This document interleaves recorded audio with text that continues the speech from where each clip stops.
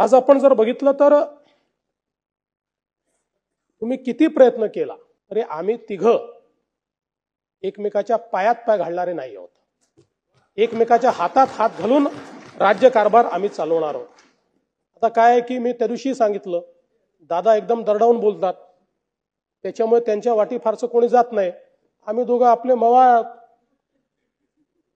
मी आणि शिंदे साहेब, म्हणजे सगळ्यांना आपलं घेऊन लेकरूवाळे चालत असतो आम्ही. त्यामुळे तुम्ही कितीही त्या ठिकाणी काड्या घालण्याचा प्रयत्न केला किंवा बांबूची लागवड केली तरीही खरं तर मला असं वाटतं की या ठिकाणी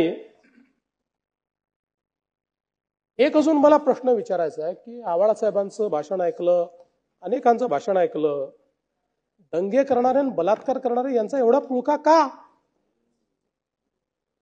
ही छाती काय पडवायची? ठीक आहे, अक्षय शिंदेचं एन्काउंटर नसतं झालं, बरं झालं असतं, कायद्याने फाशी झाली असती.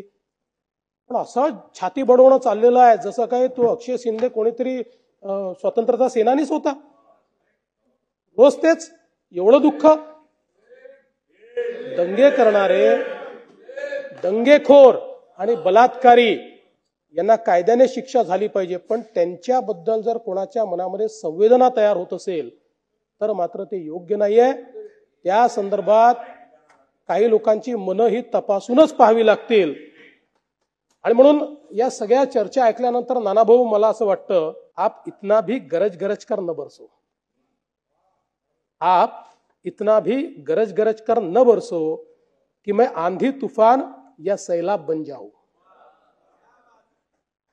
खैर, मुझमें तो अभी साख बाकी है. आप टटोलना खुद को और अपनी फितरत को.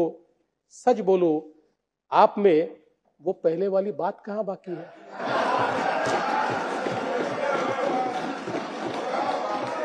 कायदा सुव्यवस्था,